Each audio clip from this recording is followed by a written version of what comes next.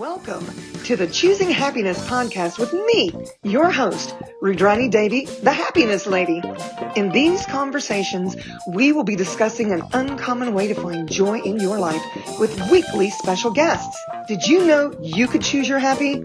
Won't you come and play and discover how these magical tools could work for you? Let's do this!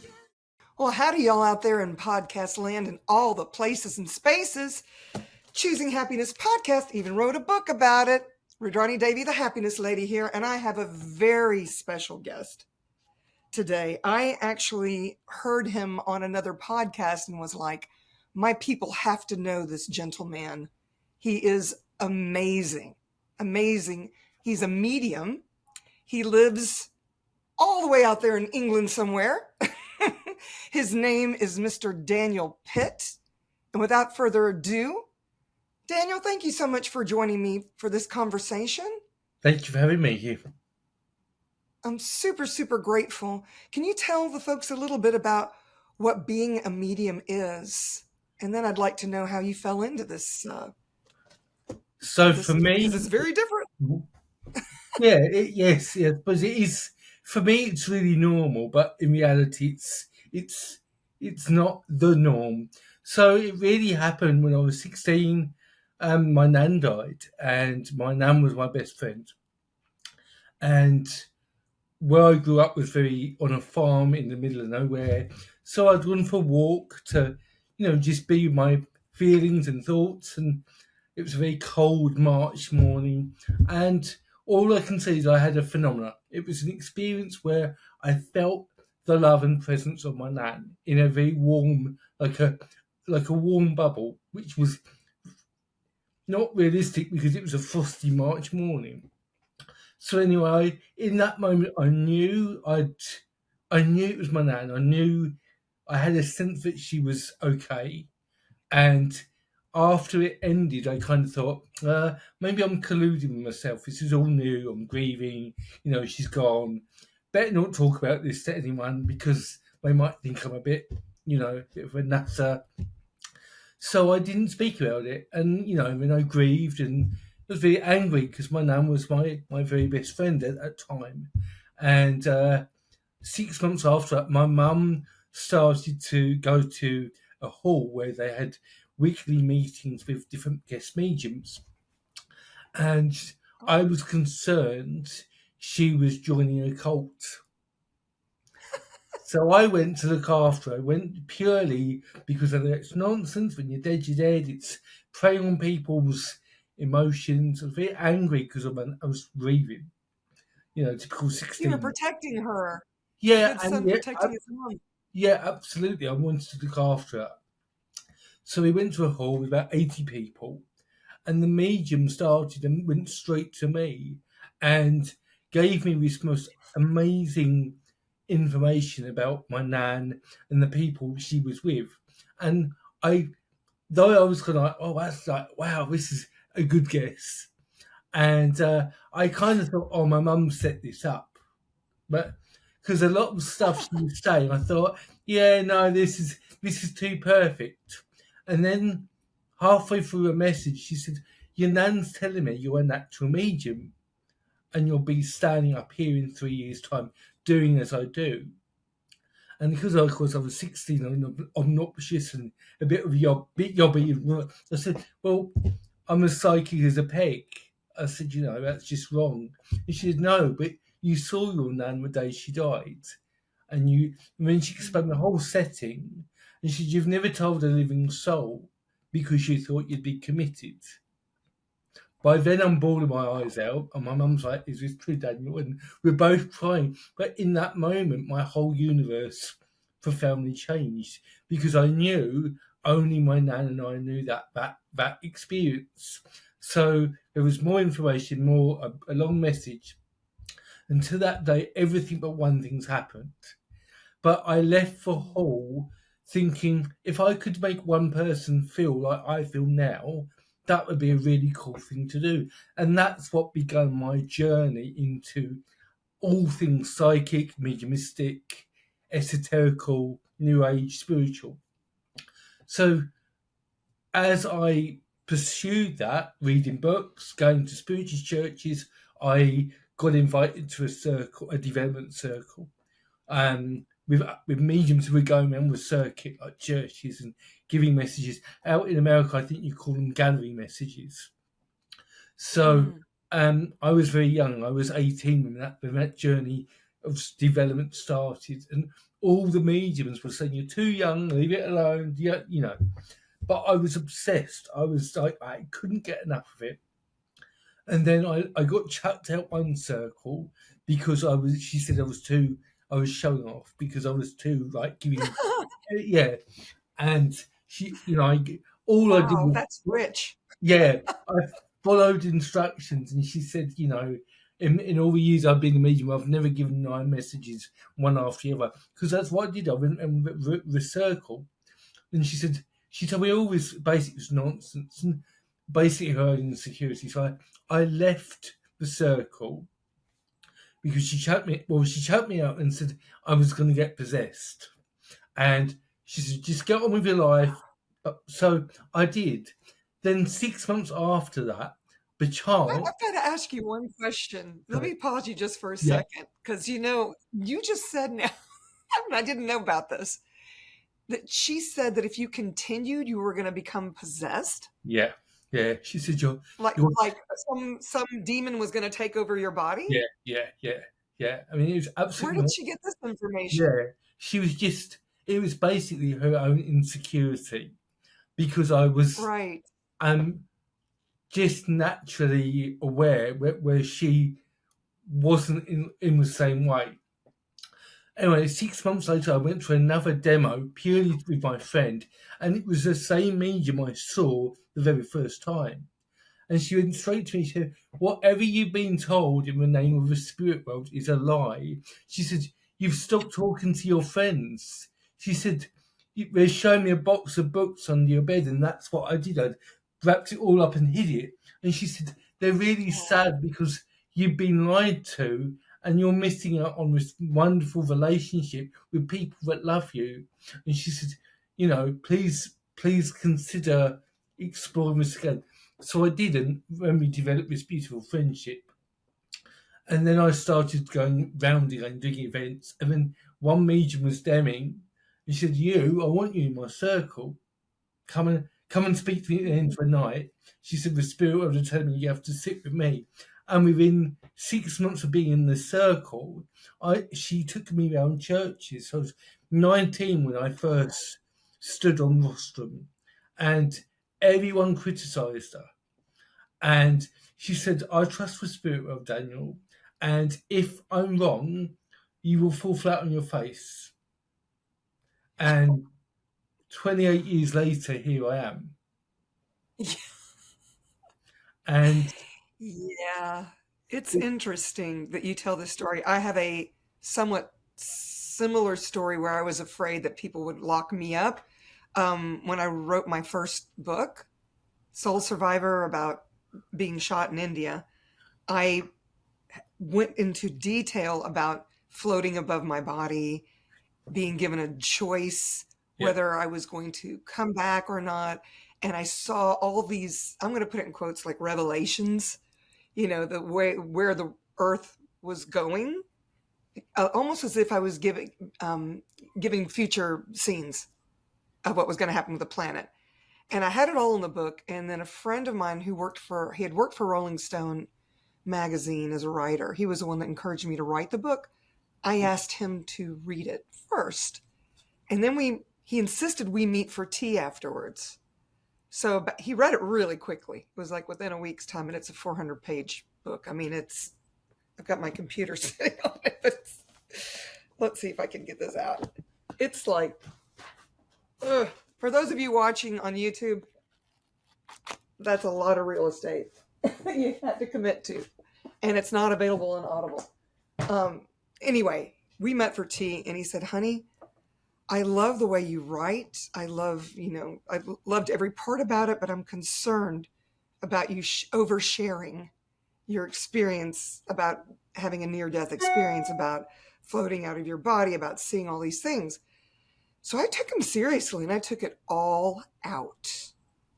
And that book came out in 2008, I think. And no, 2011. I got shot in 2008, 2011. And just recently, my friend, Julie Rieger, she had read the book and she outed me on my own podcast. And she said, now's the time. Don't be afraid. People need to know your story. So I just wanted to say, I know intimately what that must have been for you. And you were so much younger than I was when all that went down.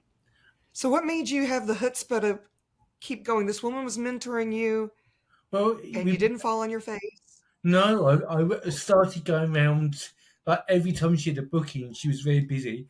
I, like every Sunday, every Thursday, every Tuesday, I'd come from work, she'd pick me up.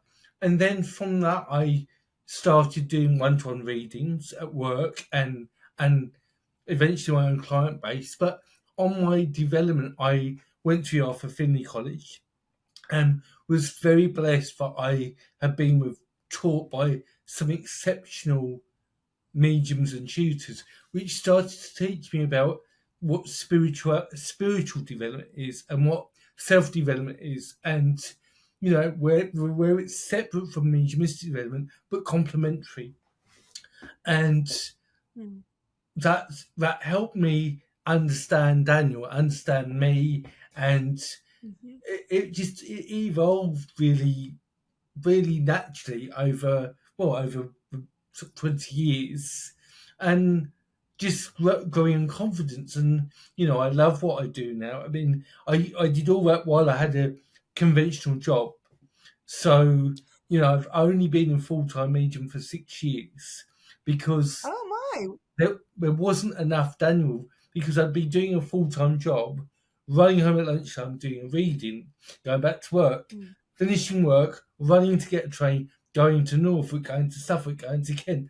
And in the end, I was exhausted. I mean, I kept getting all these messages from my students saying, you need to be a full-time medium. And I didn't ever seek to be a full-time medium, because I do what I do because I love what I do. It's never, money's not been the motivation of why I've done it, but we live in a world of Right. matter. We need money to live. So I'm in a different place about that. But That's I, good. it's You have all to know that you are the valuable product, Daniel. You are the valuable product.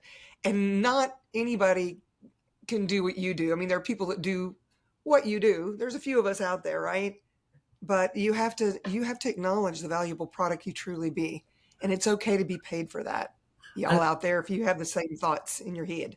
you're absolutely right, and I think that's where the self development comes in, because we live in a culture where we're not taught to value our beingness and realise that we're a part of this divine power. We're not separate, and people get to choose. I have a friend who's a very amazing medium, very successful, and he works on TV, and he has a different client group, and he's like, I started off one day, I was, I'm trying to work with comparisons to retail. Over here we have like Asda's and Tesco's, and then Harrods, which in terms of value, Harrods, everyone knows Harrods, it's very expensive. And he said, I've worked to be a quality product now. I've done the at Tesco's or Walmart, now I'm Harrods or Bloomingdale's. It's kind of that journey, and I suppose that's where I am now, because I know Gotcha. that in a reading I give everything I can. I give a lot of myself that I love to do, but the other things in my journey that I've learned about myself, my energy, is that comes with a cost now. So it's about finding the balance to recuperate. But for me, I have the best job because I meet the most amazing people. Right. I love that you just said that. You love your job because you get to be you. Yeah, How many people can say that? I haven't thought about it like that. It's just something that I do. But for me, it's about, you never know, in a week I can see 10, 15 clients. Everyone's got a different story. And all, as different as people are, they have different needs. So coming back to your original question, like what's a medium? Well, back 30 years, my idea of being a medium was to give information that celebrated life after death. So it's all about names and dates and facts and some messages and some spirit guides.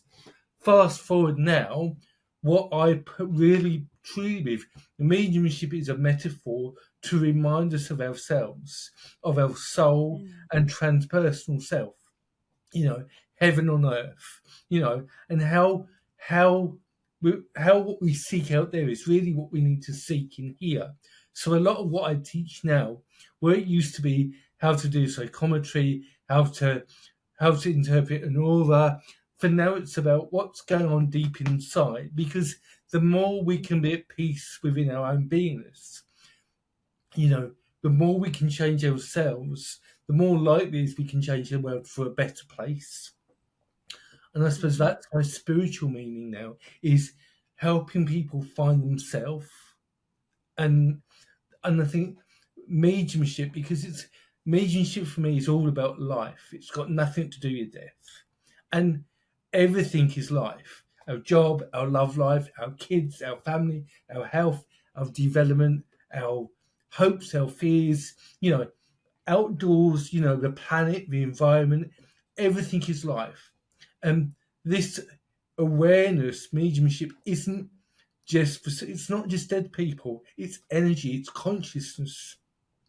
Which is why for me now that I really don't like the word psychic or mediumistic, because it's the same muscle. It's being aware of this amazing fabric of consciousness, where sometimes it's mum, sometimes it's brother, sometimes it's a sense of what's happening at work. Yeah. So I think the more we speak without labels and barriers, the more connected we are to the all.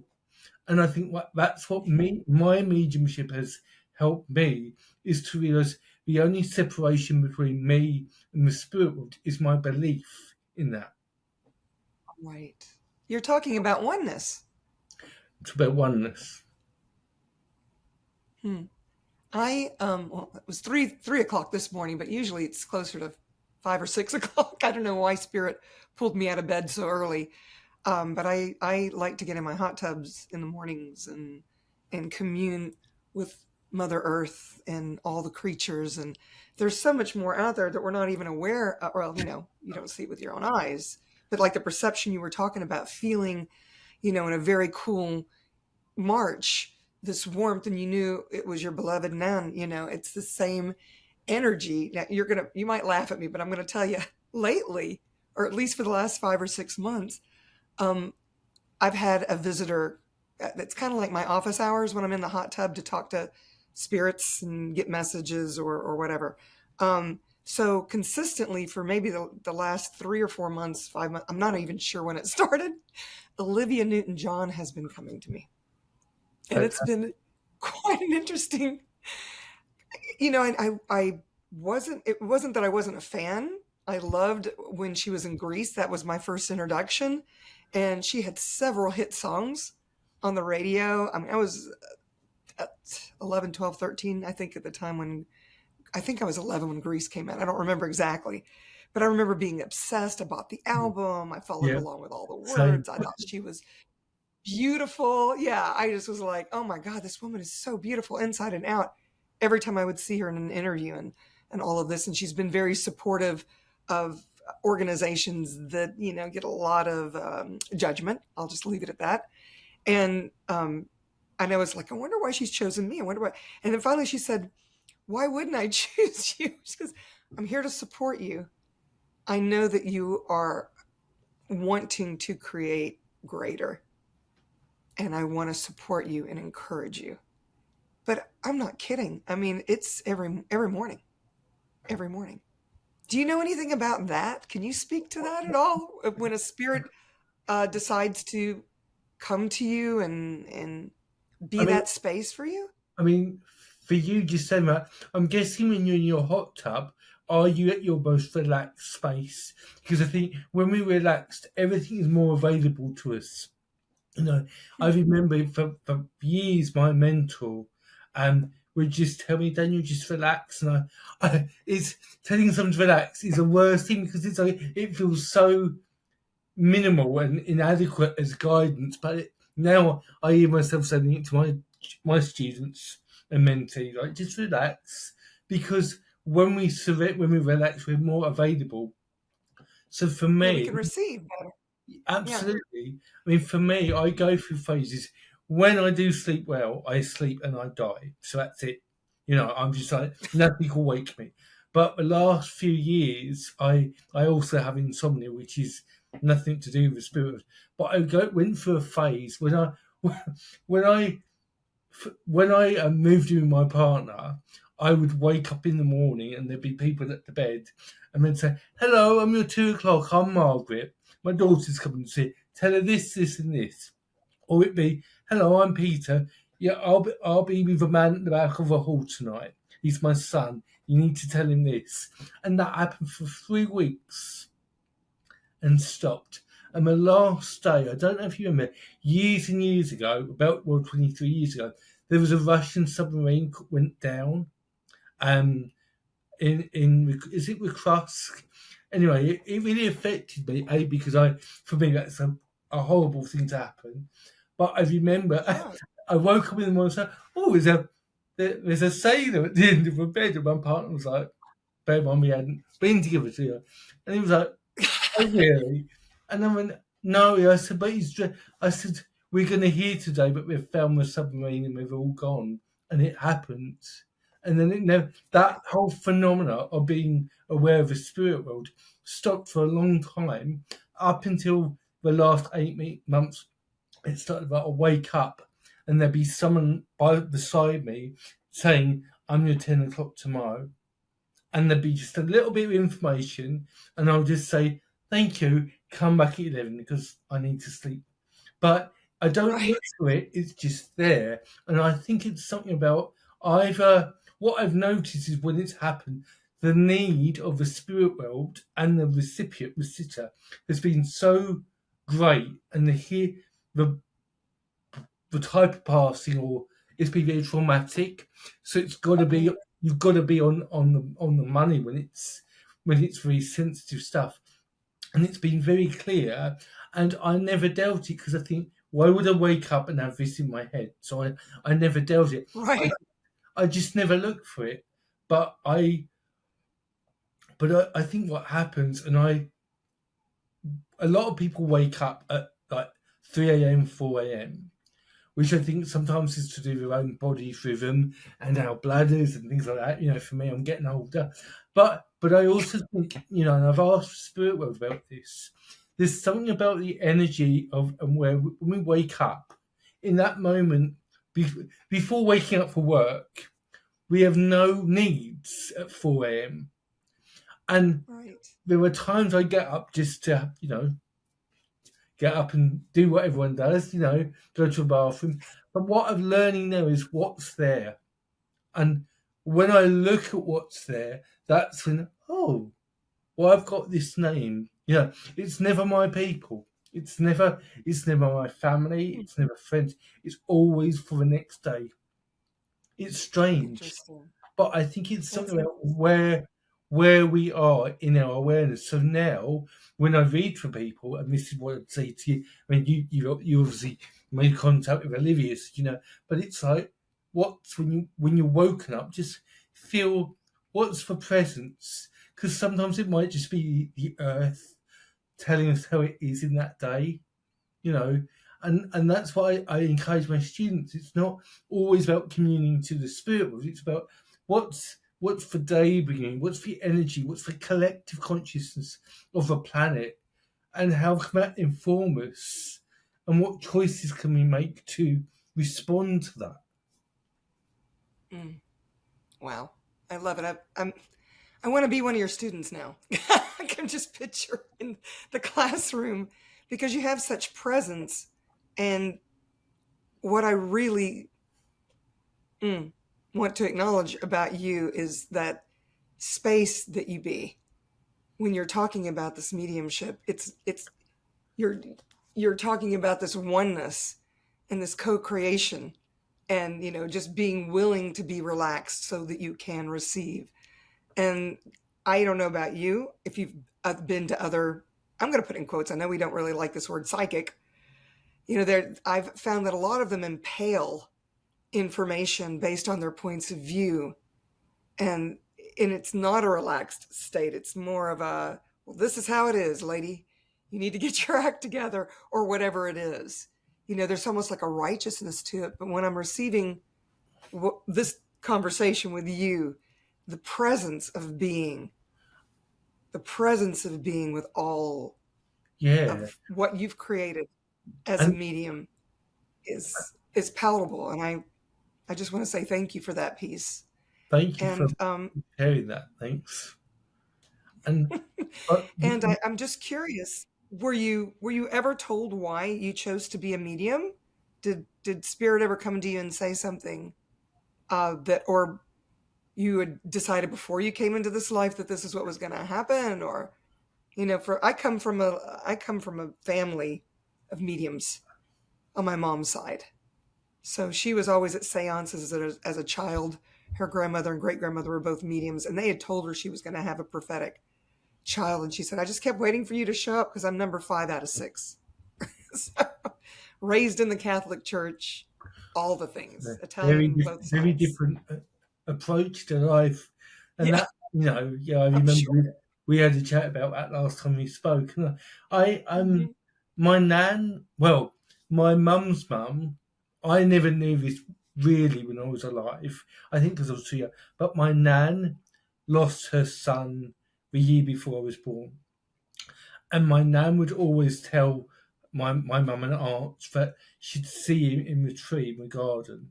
And she went to see Doris Stokes for a reading years and years ago.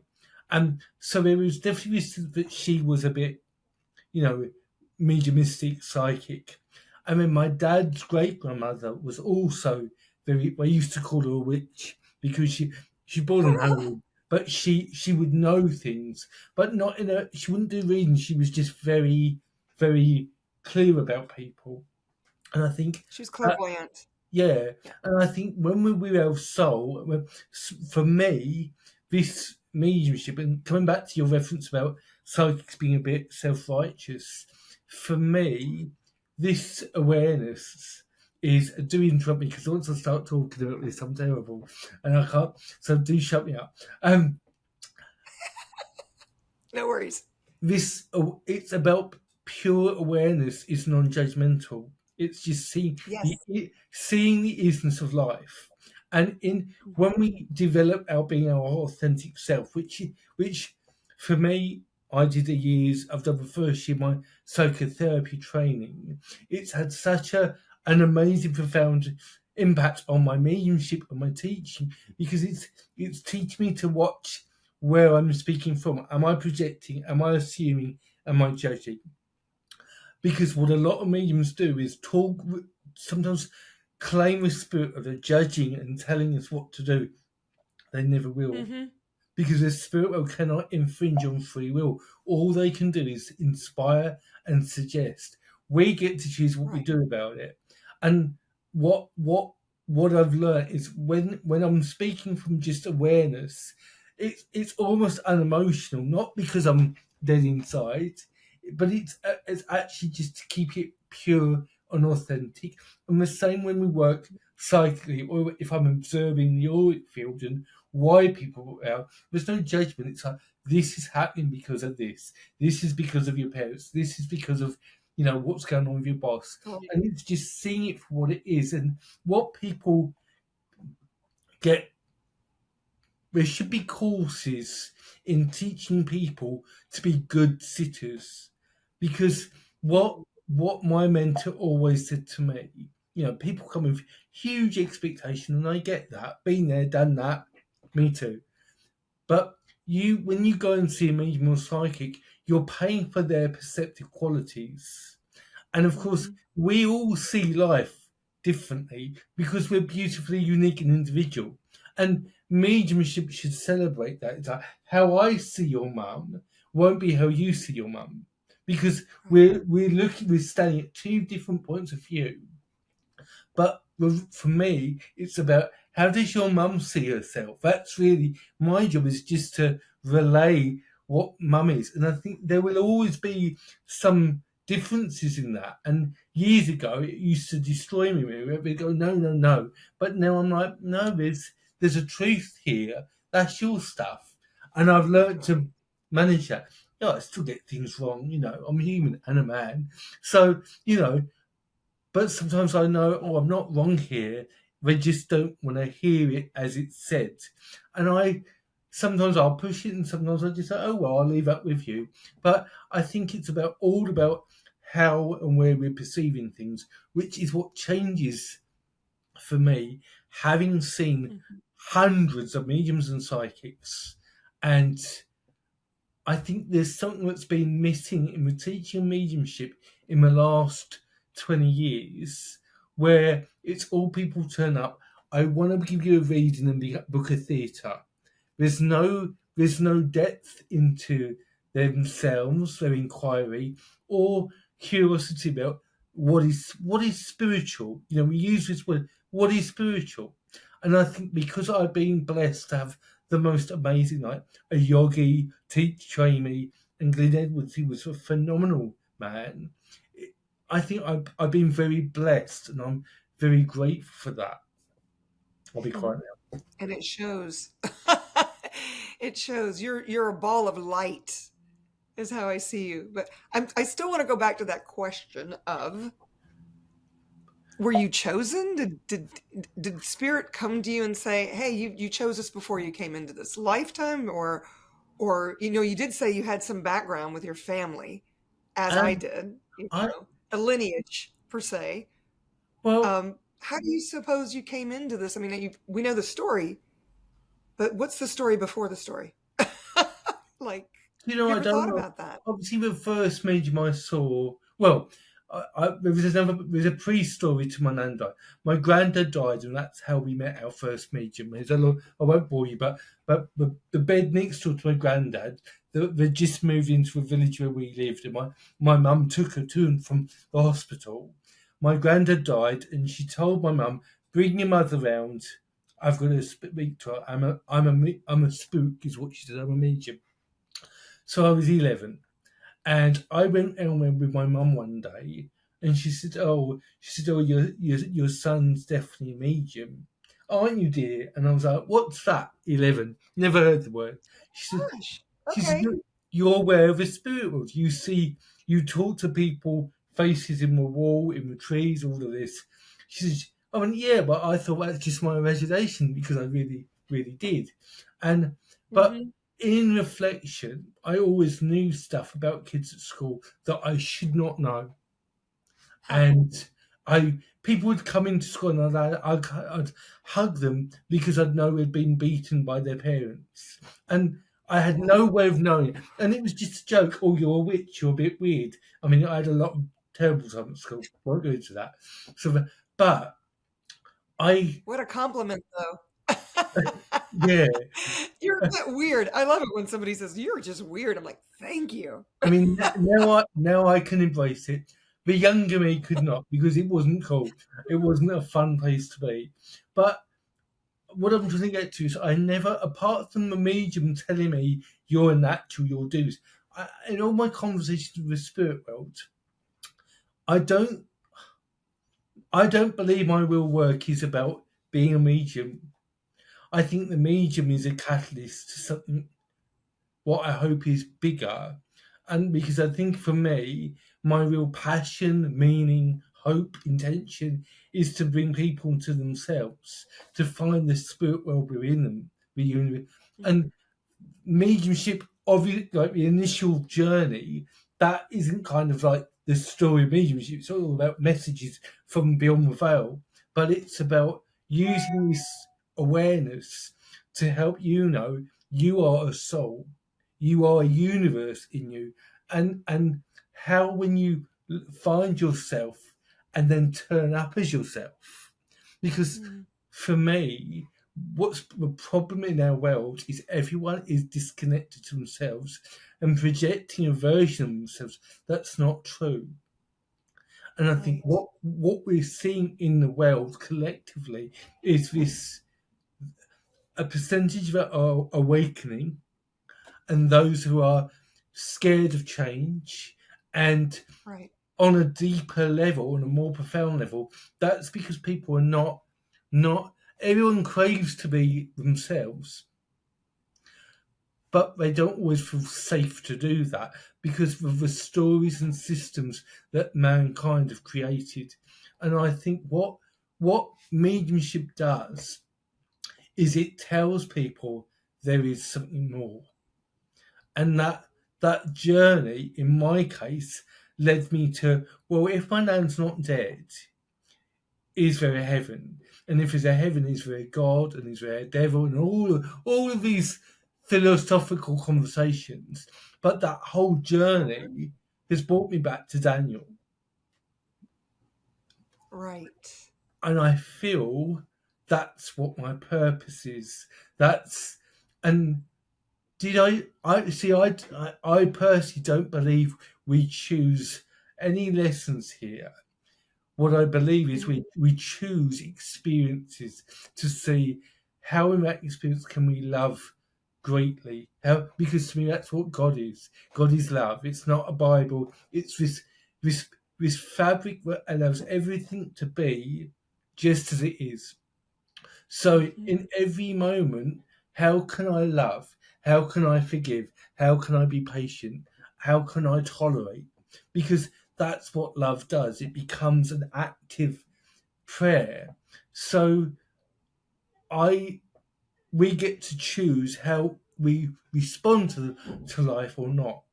And I think we're really tolerant of bad responses, war, Mhm. hate, all of that. And I don't want to get on my soapbox, but on a profound level, I think Get on your soapbox, Daniel. Get up on that soapbox. I'm, I, and I suppose I'm trying to practice this in my own life. Am I getting it right every day? God knows. There's things happening right now where I'm totally reacting rather than responding. But I also Mm. have the compassion to know why. And then, right, but I can choose to be different in an hour or tomorrow. And I think it's having the awareness to go, what's playing out here? Because I can only affect me. I can't affect anyone out there. And if I can show up like that and 5 people notice and they might go, oh, I might try it like that, then it becomes a really positive contagion. It's like you're leading from example. And what I hear you saying is you are on the quest of being the allowance of all and everything as it is. You know, you can That's have the your points of goal. view, but is You that that's close another or way. I love that. I love the way you put that. That's the goal. Am I there yet? Hell no. But that, right? that's for I work. know. That's for work. That and mediumship has brought me to this awareness of that. Giving just Right. messages of people. I feel very privileged to do it, but that's not the main meal for me. That's just a precursor to something much bigger, more beautiful, and more profound. I love it. What were you doing before? Were you a tradie? What was your I'm a job I was when a you were housing officer, so you were oh, I worked with the homelessness, families in between homes. I was helping people get council houses. Then I became a housing visitor where I had to go around and inspect properties and see people were as how their living conditions. And then I became an unofficial fraud officer, and that's when I left because it was the opposite of what I was trying to do.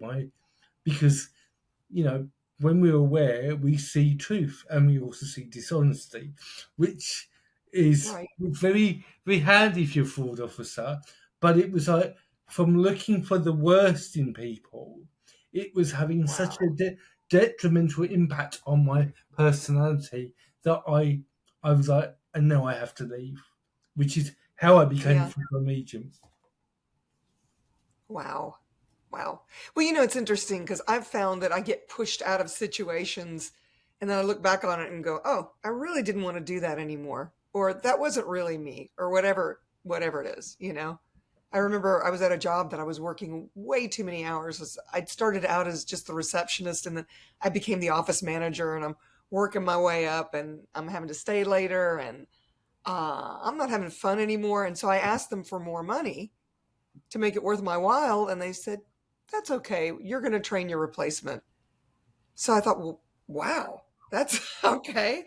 So I Wow. ended up training this gal. We became friends, and she couldn't keep up with the workload. They ended up hiring 2 people to replace me, which afforded me to go into film production, which is what I had gotten a degree in anyway. And so, you never know. Sometimes the problems are actually gifts. You you get fired from a job, you ask for more money, you know your value. They don't. They did after the fact, because one of the girls called me and said, would you be willing to come back? And I'm like, nope, I am very happy where I am. And it also gave me more time to have clients like you. That's when I kind of hung a side shingle, did my side hustle, you know? Yeah.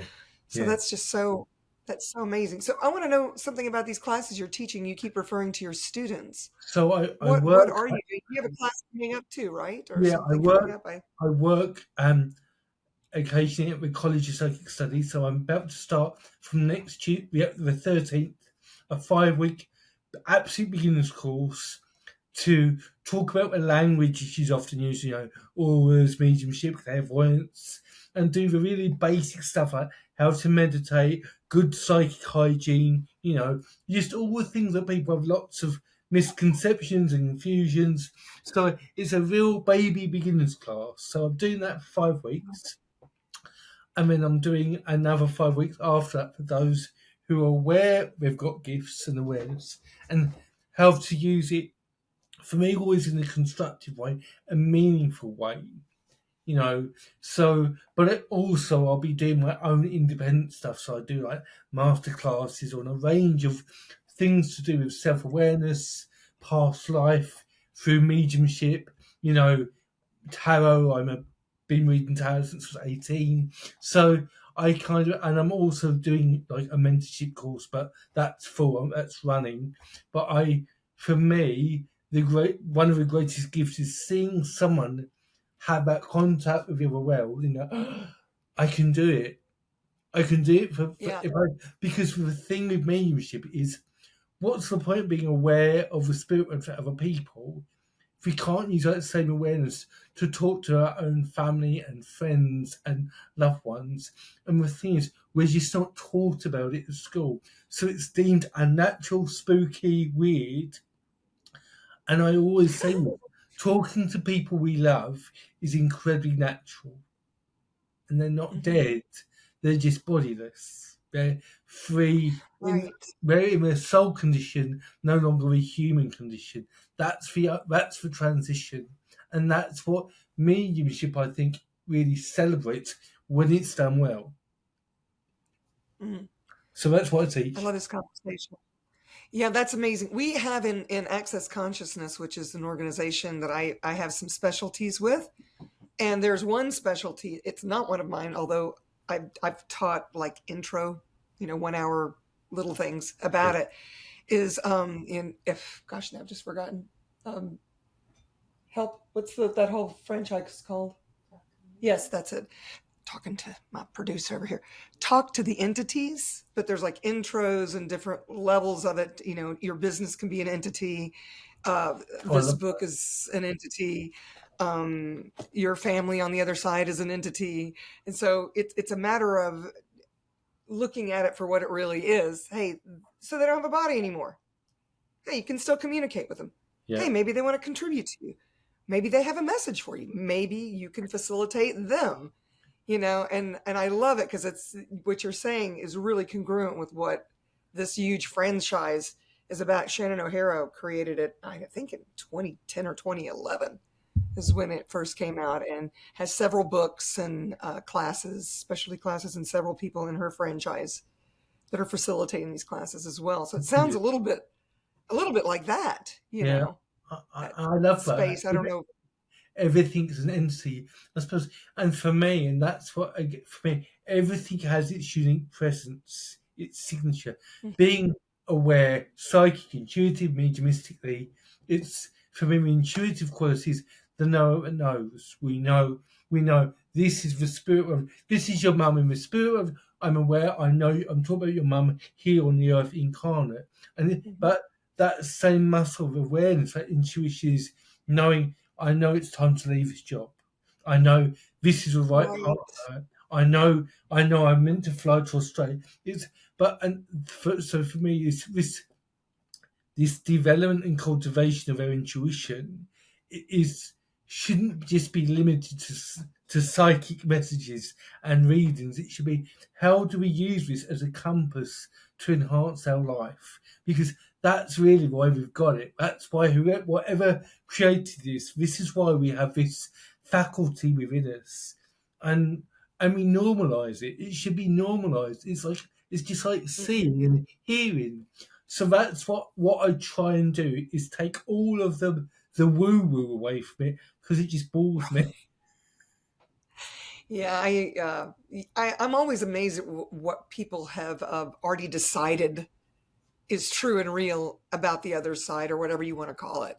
Yeah. You know, it's a lot of presumptive realities going on in this reality. You know, everybody has their way of, and telling me. I imagine you've had it projected onto you as well, as to what it is or what you should believe, or maybe you're doing something evil, or whatever it is. I've had Leave Christians it alone. say to me, yeah, I've had all of that. And what I know, it's about trusting this consciousness is deeply intelligent, and I've had long conversations with my nan and people, I asked my nan what death was like, and she said, Daniel, death's the very best thing I've done except for my children.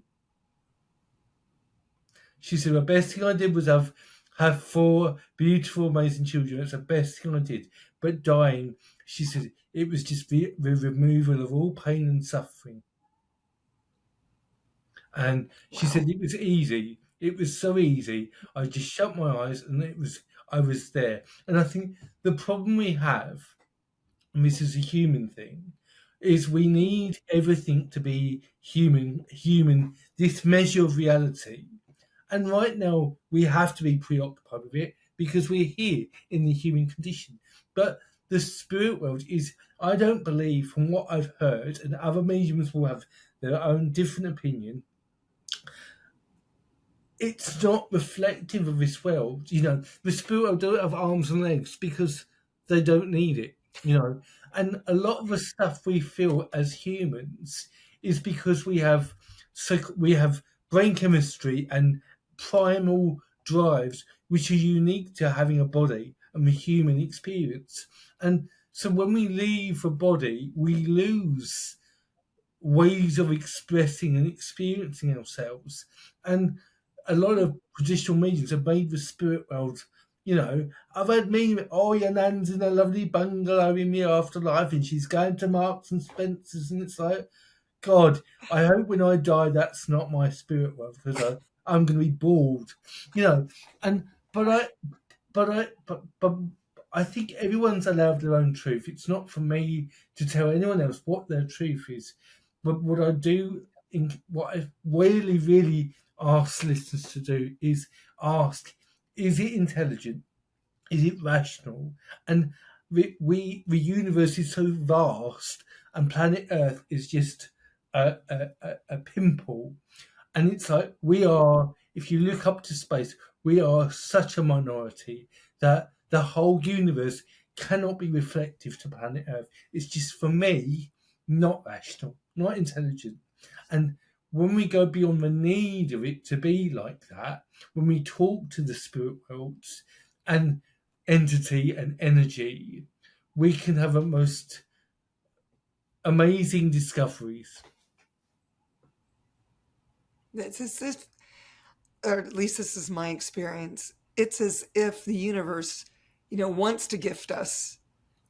And, not just the people on not just Olivia Newton-John, y'all, but, Yeah. the trees, the fairies or whatever these little beings are that I perceive, at different times. I have birds that come right up to me and sit on my hot tub, and look at me like, oh, you again, because we can have that relationship. I mean, I Absolutely. do energy on the squirrels that come out and play around this tree. I'm looking out a window here, and there's these two squirrels that are always chasing each other, and they check in to see if I'm there, and we can have that connection with everyone and everything, whether they have a body or not, Absolutely. The natural world, as we call it, and again, we are part of that. This is, see, we even talk about, I'm going to go out to nature rather than like, actually, we're it. We're this belief. But they have consciousness. Trees, I love trees because they're ancient and they've witnessed many lives, many versions of the earth. I think trees are a source of knowledge. If we learn to commune with this consciousness, just like the birds, just like our pets, we treat pets like family. I'm not a vegetarian, but we tolerate cows and chickens and pigs being treated in the worst way. And I'm thinking, what's all that about? Because we're separate, we detach. And I think this awareness can inspire us all to make better choices for our life, for ourselves, and in that one another. And I think that's always my hope. But everything is available. So I think when you're in your hot tub, that's your sacred space. That's when you're available to, you allow it all to happen. I'm gonna coin that phrase, allowing. I love that. That's brilliant. So yeah, thank you. Yeah. My hot tub is very close to a silver maple Right. that I had several branches cut back. She was dropping branches a lot. I thought, my neighbor's house is kind of close. My house is kind of close. And at the time, I thought I was putting a pool in the backyard, and I decided not to. Well, I left. And when I came back, the guy that was trimming the trees had cut her so far back that it just looked like a giant stump. And I was very concerned. I was like, oh my God, I've killed my tree. And then she came back this year full of branches. It's like my bonsai now. My silver maple bonsai experiment, I guess. And I've now I know she's actually the mother tree to all the other silver maples that are my other neighbors' yards.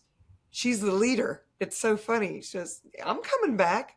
Don't you worry. She wasn't mad at me for what happened. It wasn't like, oh, now I'm having a bad leaf day and it's all your fault. But whatever it is. So I'm also communing with this beautiful tree that is, that's lovely, the space for all the other silver maples. I mean, there's lots of them in my hood, in my neighborhood, all the things. This is amazing. Amazing, amazing. I could talk to you forever. I might have to have you back on for another episode. Would you be willing to come back? And absolutely, it's been a joy. Maybe we'll do something a little different. I don't know. Maybe we'll have whatever you, yeah. But because I find it beyond fascinating. Your heart and your generosity of spirit is palatable, and it makes my heart open just to be in your presence. So thank you for that. Thank you for you. Likewise, we see in others what we have in ourselves, so that's all about you. So thank you. Oh, I see. He's throwing it back at me, y'all. So I'm going to acknowledge. Thank you very much. And if people were looking, and we're going to have your classes that are coming up. You guys look in the detailed show notes. We'll have everywhere where you can find Daniel and these classes. Daniel may need to write a book. I don't know. Might be time, Daniel. Fine. And sure you've never heard that before. And where could the people find you for those that are listening on Spotify or Apple or all these So I'm places? on Facebook. I have a website where people can book me for one-to-one consultations, or those that are listening who are developing, I do one-to-one mentoring as well. So it's more tailored and bespoke for their needs. But yeah, on Facebook, College of Psychic Studies, and Instagram. So that's where to find me. Okay. But I'm based in London in the UK, and I do readings via Zoom all over the world. So it's that's remarkable. But it's the same spirit of the same awareness. People think they have to be in the same room. They don't. Yeah. You know, So that's how you find. I even do remote energy work on people as well, because energy is just energy. So Absolutely. they just got to be willing to receive it. That's Yeah. it. If they can relax and receive, then I am all there. I'm all in. So thank you again. Thank you so Thanks for having much. me. And you guys, if you enjoyed this conversation, please subscribe, hit the like button. If you have comments or there's other things you want us to talk about, I do read all the comments. If you know someone that could benefit and this conversation would have been a contribution, share it with them. Share Daniel with them. He's a very big spirit in a body. For now, thank you for choosing a body in this lifetime. We're grateful. All right, you guys. Until next time. Go well. Take care. Ciao, ciao. Thank you so much for choosing happiness. If you've enjoyed this podcast, please subscribe, share, and give us a like. And if you want more happy, subscribe to the Choosing Happiness membership, where you can play directly with me, Rüdrani Devi, the Happiness Lady. How does it get any better than that?